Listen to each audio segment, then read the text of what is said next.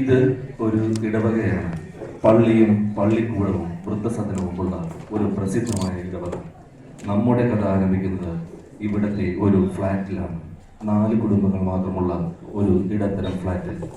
ഇന്ന് 2014 ഡിസംബർ 24 ഉച്ച സമയം. കഥ നടക്കുന്ന ഫ്ലാറ്റിലെ അംഗങ്ങളെല്ലാം ക്രിസ്മസ് ആഘോഷത്തിന്റെ ഭാഗമായി ജോസൂട്ടിയുടെ വീട്ടിലാണ്. Flat number 12B.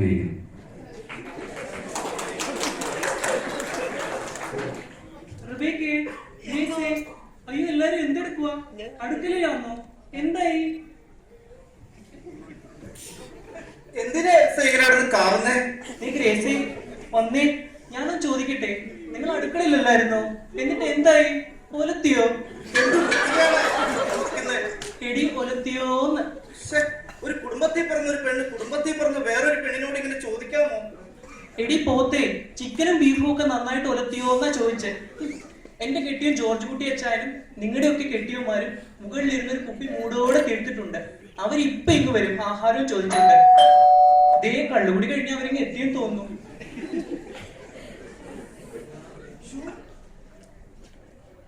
അച്ഛനാ, നീ പോയി ചിക്കനും ബീഫും ഒക്കെ നടച്ചു വെക്കേ. മണം വരെ പോലും ഇങ്ങോട്ട് വരരുത്. ആ മുല്ലപ്പൂവിന്റെ റൂം ഫ്രഷർ എവിടാ?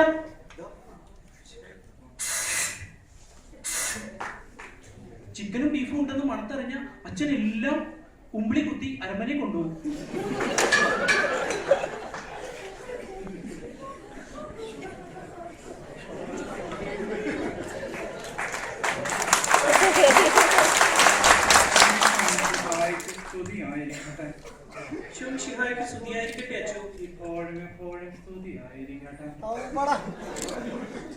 എന്താ ഇവിടെ ഒരു മുല്ലപ്പൂവിന്റെ മണം? അത് ക്രിസ്മസ് അല്ലേ വെച്ചു. ദൈവപുത്രന്റെ ജനത്തെ പറ്റി ഓർത്തപ്പോ മുല്ലകൾ നല്ലോണം പൂത്തു കാണും.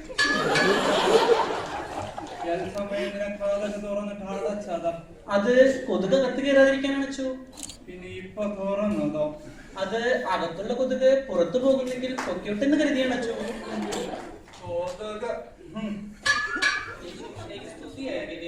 സ്തുതിയായിരിക്കട്ടെ. നിങ്ങൾ അടുക്കളയിൽ എന്തെടുക്കുമായിരുന്നു?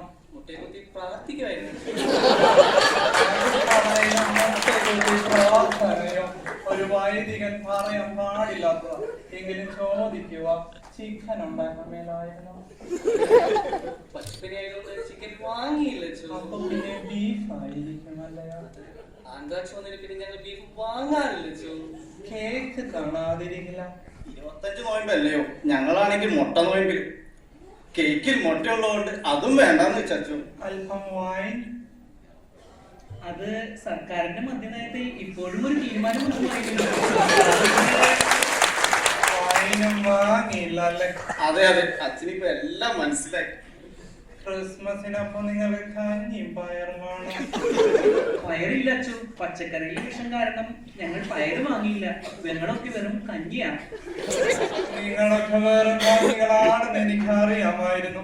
പക്ഷെ ഇത്രയ്ക്ക് കഞ്ഞിയാണെന്ന് കരുതിയില്ല.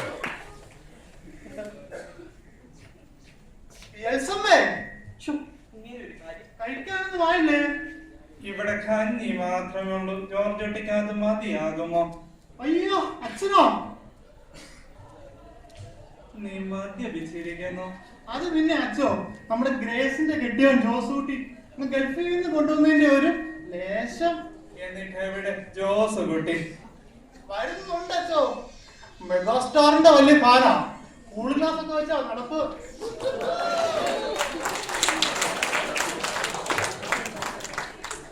അച്ഛാ, ജോർജ് കുട്ടി അച്ഛേ,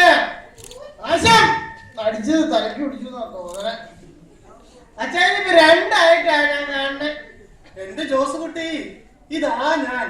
ഇത് ഞാനല്ല, നമ്മളെ പള്ളിയിലച്ഛനല്ലയോ? ആദ്യമായിട്ട് പള്ളിയിലച്ഛന് ഞാൻ കാണുന്നത്. കുഞ്ഞോടെ കാലത്തെ കണ്ണാടി ഒന്ന് ഊരി നോക്കി അച്ഛൻ വെളുക്കുന്നത് കാണാം. ശരിയാ, അച്ഛൻ വെളുത്തു. Father is white. സർവേക്കല്ലിൽ കുമ്മായം പൂശിയതുപോലെ ഉണ്ട്. എല്ലാം അടിച്ച് ഫിറ്റ. എവിടെ റബേക്കയുടെ റേച്ചലിന്റെ കേട്ടമാര്? റീച്ചലിന്റെ കെട്ടിയ ഫ്ലാറ്റായി. റിബേക്കയുടെ കെട്ടിയവരാണെങ്കിൽ ആദ്യമായിട്ട് വരുന്നുണ്ട്.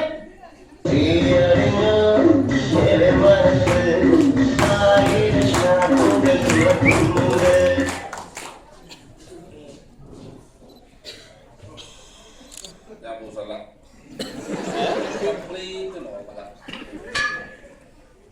Rebecca, my darling. ഞാൻ എൽസമ്മയാ. Samia. Oh, I am sorry. I said, don't underestimate me. ഏതെങ്കിലും ഒക്കെ എടുത്തിരിക്കുന്നു. അല്ല റബേക്ക, my darling, നീ എന്താ ഇവിടെ മാക്സിമം ഞാൻ പള്ളിയില്ല അച്ഛനാ. അയ്യോ അല്ല ഒരു കാര്യം പറയാൻ വേണ്ടിയിട്ടാണ് ഞാൻ വന്നത്. ഇന്ന് ക്രിസ്മസ് രാവാണ്. ബിഷപ്പ് തിരുമേനി വരുന്നുണ്ട്. എല്ലാവരും പള്ളിയിലേക്ക് വരണം. എല്ലാവരും എന്ന് പറയുമ്പോൾ നിങ്ങൾ കപ്പിൾസ് മാത്രമല്ല, നിങ്ങളുടെ കാരണവന്മാരെ നിങ്ങൾ വൃദ്ധസദനത്തിൽ തള്ളിയിട്ടുണ്ടല്ലോ, അവരെ കൂട്ടിയിട്ട് വേണം വരാൻ. അത് നടക്കില്ല അച്ഛോ. ഒന്നാമത് നമ്മുടെ കറിയാച്ചന്റെ അപ്പൻ, നമ്മുടെ ജോർജ് കുട്ടിയുടെ അപ്പൻ കറിയാച്ചൻ പഴയ പട്ടാളക്കാരനാണ്. എപ്പോഴും കാശ്മീരിൽ പോയി വെടിവെച്ച കഥ മാത്രമേ പറയാനുള്ളൂ. പിന്നെയാണ് നമ്മുടെ ആൽബർട്ടിന്റെ ഭാര്യ റേച്ചലിന്റെ അമ്മ ഹണി. അവരുടെ വിചാരം അവരൊരു ഭൂലോക സുന്ദരിയാണെന്ന്. പിന്നെയുള്ളത് എന്റെ അപ്പൻ ദേവസ്യ, കൂട്ടത്തിൽ ഏറ്റവും മാന്യൻ. ഇതുപോലൊരു വൃത്തികെട്ടവനെ ഞാൻ എങ്ങനെയും കണ്ടിട്ടില്ല. പിന്നെ അവസാനമായിട്ടുള്ള നമ്മുടെ ജസ്റ്റിന്റെ ഭാര്യ റിബേക്കയുടെ അമ്മ ത്രേസ്യ. പ്രാർത്ഥന അല്ലാതെ അവർക്കൊന്നും കൊണ്ട് അറിയാനും മേല. ഇവർക്കൊക്കെ തൊല്ല താങ്ങാൻ വയ്യായിട്ട് അച്ഛോ വൃദ്ധസ്ഥാനത്തിൽ കൊണ്ടുവിട്ടിരിക്കുന്നേ. വേണമെങ്കിൽ പരിപാടിക്ക് ഞങ്ങൾ വരാം, അവരെ കൊണ്ടുവരുന്ന പ്രശ്നമില്ല. അങ്ങനെ പറയരുത്. കപ്പ്യാരുടെ ശബ്ദമല്ല കേൾക്കുന്നത്. ചതിച്ചു. എന്താ കപ്പ്യാരെ? അവിടെ ആകെ പ്രശ്നമാണ് അച്ചോ. ക്രിസ്മസ് ആയിട്ട് ഇവരെ മക്കളാരും തിരിഞ്ഞു നോക്കാത്തത് കൊണ്ട് ഇവരുടെയൊക്കെ അപ്പനും അമ്മയും ബിഷപ്പ് തിരുമേനി വരുമ്പോ പ്രതിഷേധിക്കാൻ ഇരിക്കുവോ അച്ചോ? പ്രതിഷേധിക്കാനോ? എങ്ങനെ? അത് ഞാൻ എങ്ങനെ പറയും അച്ചോ? എങ്ങനെങ്കിലും പറഞ്ഞു തോലക്ക് കപ്പ്യാരെ. രാത്രി ബിഷപ്പ് തിരുമേനി വരുമ്പോ അവരുടെ മുന്നിൽ ചുംബന സമരം ചെയ്യാനാ അച്ചോ തീരുമാനം. എന്റെ കർത്താവേ, എന്നതാ ഞാൻ ഈ കേൾക്കുന്നത്? ആഹാ, ജോസുട്ടി ഗൾഫിലായതുകൊണ്ട് ഇത് അറിയാത്ത. ഇപ്പൊ ഇതാ കേരളത്തിലെ ട്രെൻഡ്, ചുംബന സമരം, കിസ് ഓഫ് ലവ്. ഇത് നേരാണോ കപ്പ്യാരെ? വേളാങ്കണ്ണി മാതാവാണ് ഇത് സത്യം അച്ചോ. അവരവിടെ റിഹേഴ്സൽ എടുത്തോണ്ടിരിക്കുക അച്ചോ. അത് ശരി. കുട്ടി പിശാശിക്കണം, തന്ത പിശാശിക്കണം. എന്റെ ഇടവക നാച്ചിക്കാനുള്ള പരിപാടിയാണല്ലേ. ഇപ്പൊ ശരിയാക്കി തരാം. പാട് കപ്പ്യാരെ.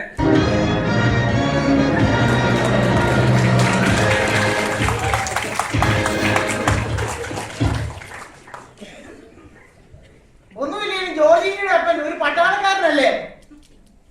അല്ലേലും എനിക്കറിയാം ഇച്ചായന്റെ അപ്പൻ എന്തേലും ഒക്കെ കാട്ടിക്കൂട്ടുമെന്ന്. അങ്ങേര് കാശ്മീരിൽ ഒരുപാട് വെടിവെച്ചതല്ലേ, ഇവിടെയും കാണും അങ്ങേര് തന്നെ തോക്കുമായിട്ട് മുന്നിൽ. ജോസൂട്ടിയുടെ അപ്പനെ ഏതാണ്ട് മോശമാണോ? ഇത്ര വഷളനായ ഒരു മനുഷ്യനെ ഞാൻ കണ്ടിട്ടേ ഇല്ല. പെമ്പിള്ളേരെ കാണുമ്പോൾ ഒരു അലവലാതി നോട്ടമാണ്. നേത്രബീജം കൊണ്ട് ഗർഭമുണ്ടാക്കുന്ന ടൈപ്പാണ്. ജോർജ് കുട്ടി, നമുക്കിത് തടയണം. നമുക്ക് എല്ലാവർക്കും അവിടെ റിഹേഴ്സൽ ക്യാമ്പിലേക്ക് പോവാം. ഇത് വൃദ്ധസദനത്തിലെ റിഹേഴ്സൽ ക്യാമ്പ്.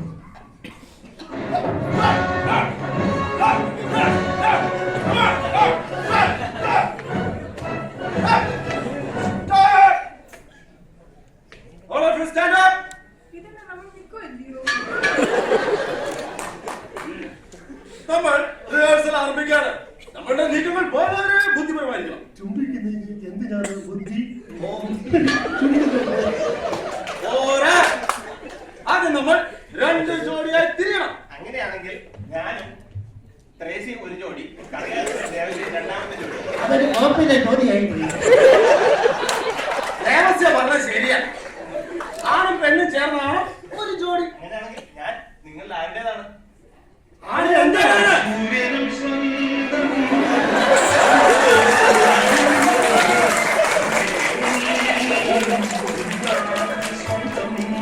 എന്റെ കർത്താവേ, എനിക്ക് എന്തിനീ സൗന്ദര്യം തന്നു? മെഡിക്കൽ സ്റ്റോറിൽ പോയി മരുന്ന് കഴിച്ചാൽ കുറയുന്ന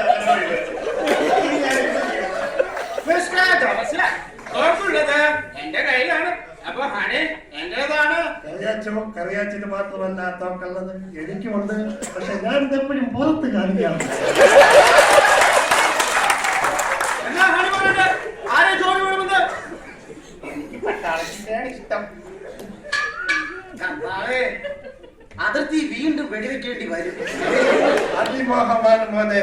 എപ്പോഴാണ് കേന്ദ്ര സഖാവ് അതിർത്തിയിൽ വെടിവെക്കാതിരുന്നത് പറയാൻ പറ്റത്തില്ല. പിന്നെ പട്ടാളമാണെന്ന് പറഞ്ഞിട്ട് ഒരു കാര്യമില്ല. പുരുഷു യുദ്ധമൊന്നുമില്ലേ എന്ന് ചോദിക്കേണ്ടി വരും. ഞാൻ എന്റെ ജോലി സദാസമയം പ്രാർത്ഥനയായി കഴിയുന്ന നിനക്ക് എന്റെ ജോലിയാവുന്നതിൽ വിരോധമൊന്നുമില്ലല്ലോ. അവന്റെ കൗളകൾ സുഗന്ധദ്രവ്യങ്ങളുടെ തടകം പോലെയാണ്. അതെന്നും പരിമളം പൊഴിയുന്നു. അവിടെ നിന്നും നറുപാശദ്രവം ഇറ്റു വീഴുന്നു. ഇതെല്ലാം ശ്രദ്ധിക്കാറുണ്ടായിരുന്നു. റിഹേഴ്സൽ ആരംഭിക്കാം. റിഹേഴ്സൽ ചെയ്യാൻ വരട്ടെ.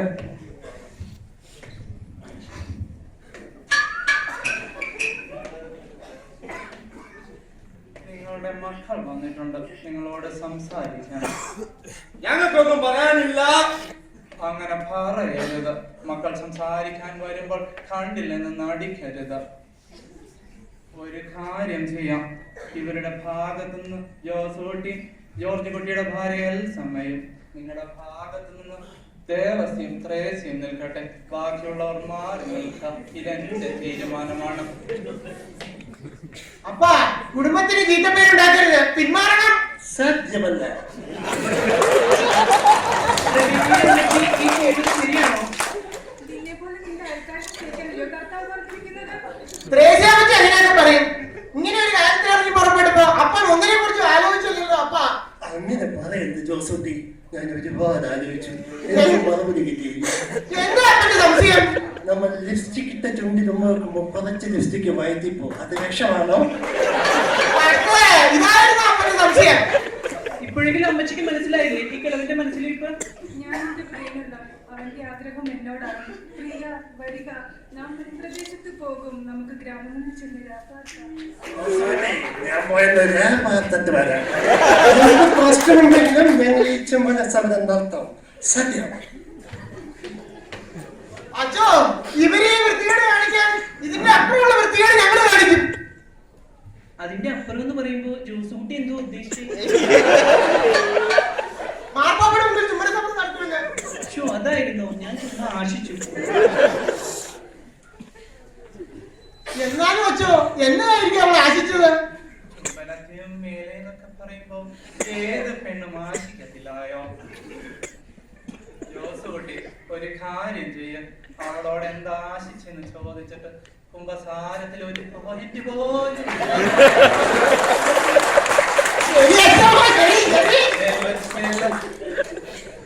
എന്റെ കർത്താവിൻ ബിഷപ്പിന്റെ മുമ്പിൽ വെച്ചപ്പോ ചുംബന സമരം നടത്തുമെന്ന് ഒരു കൂട്ടം, തടയുമെന്ന് വേറൊരു കൂട്ടം.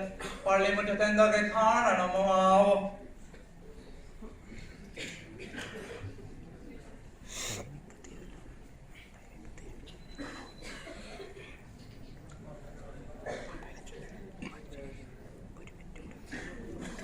പള്ളിമുറ്റം.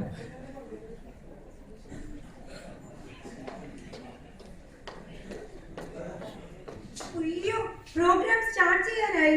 ഈ ക്യാമറമാൻ നാണുചേട്ടൻ എവിടെ പോയി? നാണുചേട്ടൻ എപ്പോഴും എന്റെ പുറകെ ക്യാമറയും കൊണ്ട് നടക്കുന്ന മനുഷ്യനാണ്. കുളിക്കാൻ നോക്കുമ്പോൾ പോലും വരും ക്യാമറയും കൊണ്ട് പുറകെ. ആവശ്യമുള്ളപ്പോൾ കാണത്തില്ല. നാണുചേട്ടൻ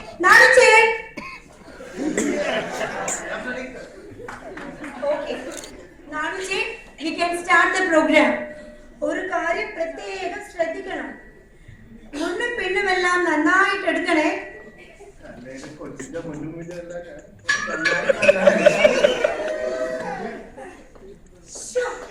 എന്റെ കാര്യമല്ല, നമ്മുടെ പ്രോഗ്രാമിന്റെ മുൻഭാഗവും പിൻഭാഗവും നന്നായി കവർ ചെയ്യണം. അതാ ഞാൻ മീൻ ചെയ്തത്. അതാണോ? അത് ഞാൻ കൊച്ചു നല്ല ശുദ്ധ മലയാളത്തിൽ അങ്ങ് തുടങ്ങിക്കോ. നമസ്കാരം, ഞാൻ ലൊട്ടു ലൊൾക്കു ചാനലിൽ നിന്നും ലല്ലിക്കുട്ടി. ഞങ്ങളിപ്പോൾ നിൽക്കുന്നത് പള്ളിമുറ്റത്താണ്. ഇവിടെ പ്രബുദ്ധ കേരളം ഉറ്റുനോക്കുന്ന ചുംബൻ നടക്കാൻ പോവുകയാണ്. So let us watch and enjoy the show ചുംബൻ 2014. പള്ളിമുറ്റത്ത് നിന്ന് ക്യാമറാമാൻ നാടുവിനോടൊപ്പം ലല്ലിക്കുട്ടി.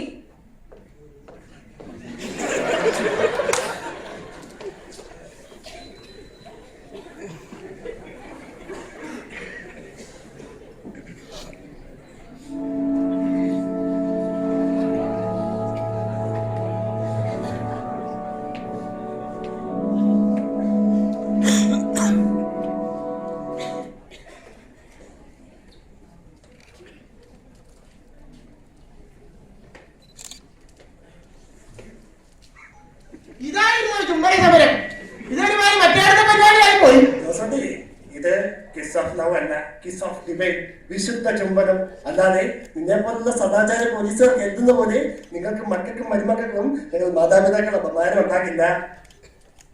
കണ്ടില്ലേ, ഇതാണ് യഥാർത്ഥമായ സ്നേഹം. മാതാപിതാക്കൾക്ക് മാത്രം ഇങ്ങനെ ചെയ്യാൻ സാധിക്കും.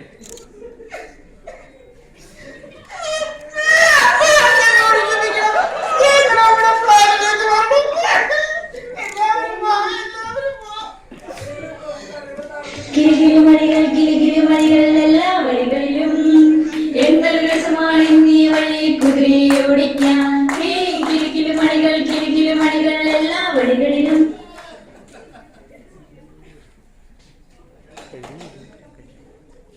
എന്നെ തെറ്റെല്ലാവരും ക്ഷമിക്കണം. അപ്പച്ചി ഇങ്ങനെ ടാക്സി നിൽക്കണ്ട, ഞാൻ ഉറപ്പാണ്. വീട്ടിലാണ് എത്രയോ തനിമയോട് കൂടി പോകുന്നു.